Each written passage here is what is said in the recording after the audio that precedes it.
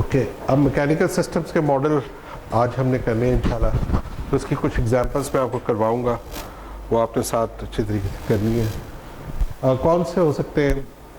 देखें, physically speaking, most of you are electrical engineers, तो you might not be very comfortable with mechanical models, लेकिन हम बहुत briefly touch करेंगे इसको सिर्फ आज के लेक्चर में।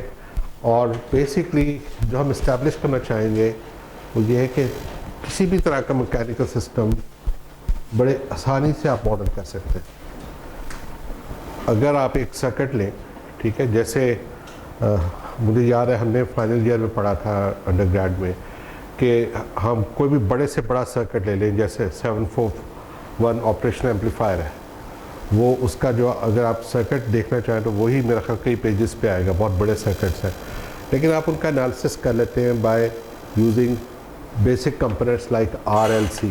आप कहते हैं कि ये जो सर्किट है ये रेजिस्टर, कैपेसिटर और इंडक्टर से मिलकर बना हुआ है, तो आप वो उनसे अप्रॉक्सीमेट करके आप पूरा का पूरा सर्किट सॉल्व कर लेते हैं। तो उसमें आपको कोई ज़रूरत नहीं पड़ती कोई और ट्रांजिस्टर की कैरेक्टरिस्टिक्स में जाए और इस तरह की चीज़ों में जाए। तो लाइकवाइज यहाँ भी मैकेनिकल इंजीनियर्स भी 3 कंपोनेंट्स यूज़ करते हैं। मतलब मुझे याद है मेरे एक प्रोफेसर ने इंजीनियरिंग कॉलेज में उसने एक पूरी मोटरसाइकिल का मॉडल बनाया था और उसने 3 कंपोनेंट से मोटरसाइकिल का मॉडल बनाया था। वो अभी भी मैटलैब में शायद वो अगर आप डेमो शेमो में देखें से मैकेनिक्स में तो उसमें आपको नज़र भी आएगा। एक स्प्रिंग होता है, एक डैम्पर कहलाता है और एक मैस। ठीक है, आप कोई कॉम्प्लिकेटेड से कॉम्प्लिकेटेड सिस्टम ले आए, वो तीनों बेसिक कंपोनेंट से मिलके बन जाएगा। अच्छा, स्प्रिंग की खूबी ये होती है, स्प्रिंग कोई भी ऐसा एलिमेंट है जो अपनी चेंज को रेजिस्ट करता है। आप उसको कंप्रेस करें, इलोंगेट करें, वो फोर्स लगाएगा आप पे, और वो फोर्स प्रोपोर्शनल होगी according to Hooke's law. Hooke's law क्या कहता है कि जितनी आप स्ट्रेन देंगे उतनी स्ट्रेस होगी, तो जितना वो डिस्टेंस डिस्प्लेसमेंट लेंगे, वो जो डिस्प्लेसमेंट है वो प्रोपोर्शनल, उससे प्रोपोर्शनल होगी इसकी फोर्स। तो अगर आप कहते हैं force is proportional to the displacement, तो स्प्रिंग कंपोनेंट है। अच्छा, डैम्पिंग ऑपोजिट, इसके बरखिलाफ उसकी फोर्स जो होती है वो डैम्पिंग की फोर्स डिस्प्लेसमेंट से नहीं बल्कि वेलोसिटी से प्रोपोर्शनल होती है। इट्स लाइक फ्रिक्शन, क्योंकि ये डैम्पर जो फ्रिक्शन को शो करता है, तो फ्रिक्शन की जो वेलोसिटी होती है, फ्रिक्शन की जो फोर्स होती है वो वेलोसिटी पे या स्पीड पे डिपेंड करती है। ठीक है, और मैस जो है वो आप इनर्शियल एक्शन से लेते हैं, न्यूटन सेकेंड लॉ से, जो कि F = mx डबल डॉट है, यानी कि आप एक्सेलरेशन से कहते हैं कि जो मैस की जो फोर्स है या इनर्शियल फोर्स है वो एक्सेलरेशन से प्रोपोर्शनल है। ठीक है, अच्छा, जब आप रोटेशन में आते हैं तो यही सारे कॉन्सेप्ट्स एज सच ट्रांसलेट हो जाते हैं। सिर्फ ये होता है कि अब आप डिस्प्लेसमेंट नहीं कहते, अब आप एंगल कहते हैं या एंगुलर डिस्प्लेसमेंट कहते हैं। आप वेलोसिटी नहीं कहते, आप एंगुलर वेलोसिटी कहते हैं या ओमेगा। आप एक्सेलरेशन नहीं कहते, आप एंगुलर एक्सेलरेशन कहते हैं, थीटा डबल डॉट या अल्फा। तो रोटेशनल मोशन पुलिस की, गियर्स की, बहुत से सारी मशीन्स की हो सकती है। अच्छा, तो जैसे मैंने आपको बताया कि damper for velocity, translation mass for inertia और acceleration, and for spring for displacement, ये 3 कंपोनेंट्स हैं जो आपको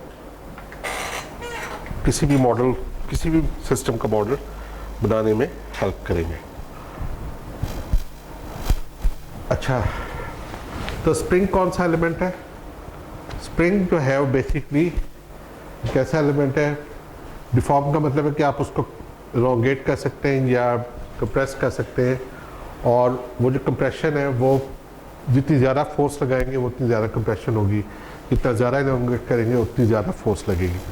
ठीक है, अच्छा, और उसका सिंबल ये है, और इसकी जो इलेक्ट्रिकल एनालॉग है वो रेजिस्टर है। ठीक,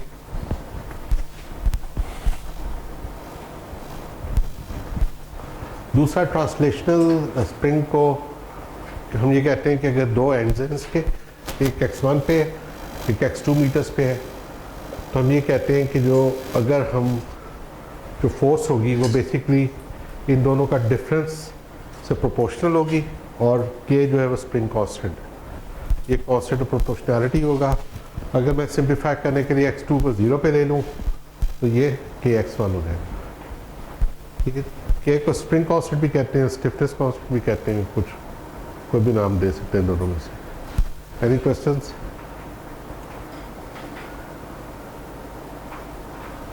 ठीक है, ओके जी।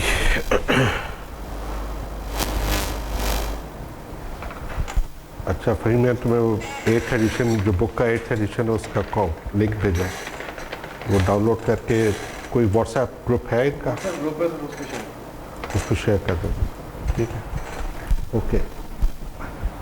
ये तो हो गया स्प्रिंग का। मैस के लिए क्या होता है कि मैस पे जब आप कोई फोर्स अप्लाई करेंगे तो उस पर एक्सेलरेशन प्रोड्यूस होगी, ठीक है, और वाइस वर्सा आप एक एक्सेलरेशन प्रोड्यूस करने के लिए उस पर फोर्स अप्लाई करेंगे, तो फोर्स और एक्सेलरेशन दोनों प्रोपोर्शनल होंगे। मैस उसका जो होगा वो कांस्टेंट ऑफ प्रोपोर्शनैलिटी होगा, तो F will be proportional to x double dot, ठीक है। Any question about this? Newton second law की स्ट्रेट अवे एप्लीकेशन है। Okay, translation damper basically velocity से प्रोपोर्शनल होगा, और उसके ये जो दोनों एंड्स हैं इनकी वेलोसिटी मैटर करेगी, इन दोनों की जो डिफरेंस होगा वेलोसिटी का उससे प्रोपोर्शनल होगी डैम्पिंग फोर्स। और डैम्पिंग जो है वो फ्रिक्शन और डैम्पिंग दोनों आप कह सकते हैं कि एक दूसरे की जगह पे भी आप ऑल्टरनेटली यूज़ भी करते हैं ये टर्म्स। तो डैम्पर्स की एग्जांपल्स शॉक एब्जॉर्बर्स होते हैं जो गाड़ियों में सिलेंडर्स की तरह के, वो आपका व्हीकल सस्पेंशन है। डोर क्लोजर्स जो लगे होते हैं वो डैम्पर्स होते हैं।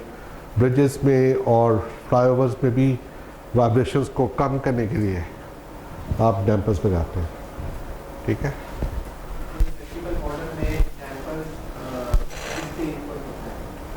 अच्छा क्वेश्चन है, मेरा ख्याल है ये इंडक्टर के, क्योंकि LDI ओवर DT होता है, तो अगर मोशन को आप करंट से करें तो ये फिर उससे होना चाहिए इसको इंडक्टर से।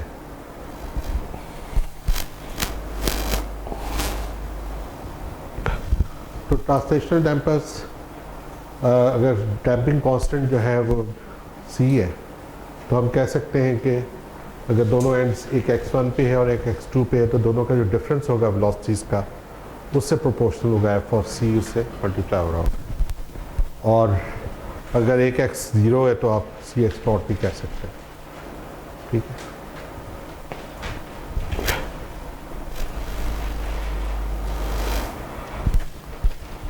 एग्जाम्पल 1 में अब हम एक सिंपल स्प्रिंग ले रहे हैं, मास ले रहे हैं, हम कह रहे हैं कि एक फ्रिक्शनलेस सरफेस पे मौजूद है और x इसका डिस्प्लेसमेंट है, यानी कि यहाँ पे x 0 है, अगर ये आगे जाएगा तो x पॉजिटिव होगा, अगर ये लेफ्ट को जाएगा तो x नेगेटिव होगा, और ये वो फोर्स है जो कोई मैनुअली इस पर अप्लाई कर रहा है, ठीक है। Any questions? इसको अगर हम देखें तो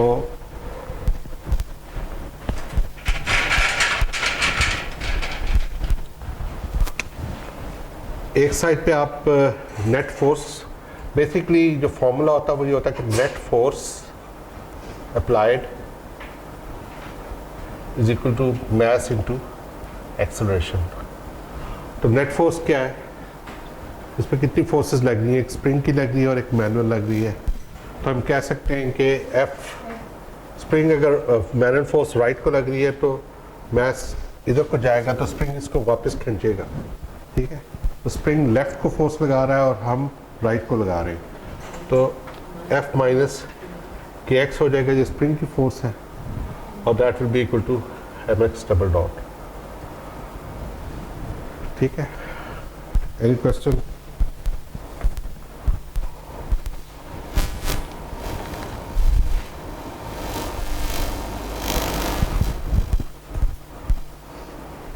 तो इस कॉन्सेप्ट को फ्री बॉडी डायग्राम भी कहते हैं कि आप कहते हैं जी ये आपका मैस है और इस पे एक फोर्सिडर लग रही है और एक फोर्सिडर लग रही है जो एफ राइट पे लग रही है और के एक्स लेफ्ट पे लग रही है। इसको फ्री बॉडी डायग्राम भी कहते हैं।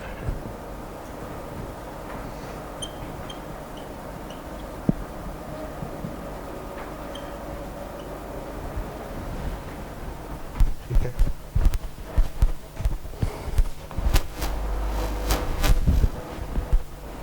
ये एक फ्री बॉडी डायग्राम का दूसरा नाम है। बेसिकली ये इनिशियल फोर्स को हमने अलग ले लिया, अलग ना भी दें तभी ठीक है। अब इसका अगर आप लैप्लास ले लें दोनों साइड्स का,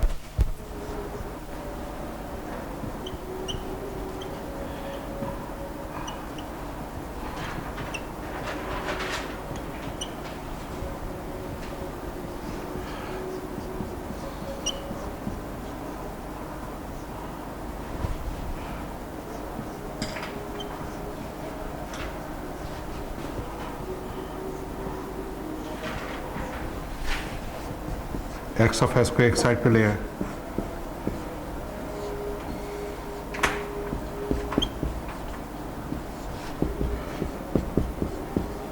तो ट्रांसफॉर्मेशन में ट्रैक करने के लिए क्रॉस मल्टीप्लिकेशन कर लें तो आपके पास आ जाएगा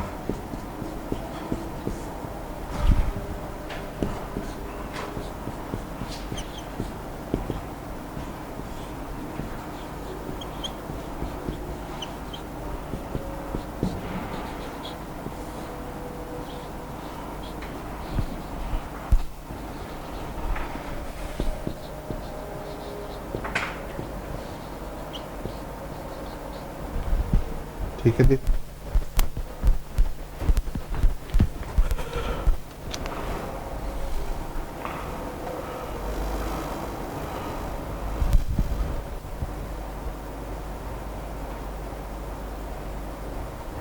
ये आपका ठीक है नाम, सॉरी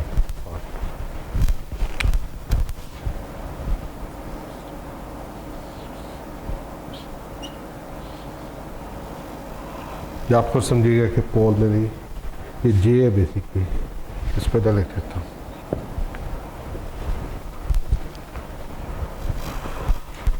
ओके जी, अजान हो रही है, नमाज पढ़ लें आप लोग और कोशिश करें जल्दी वापस आ गए 10 मिनट्स में आ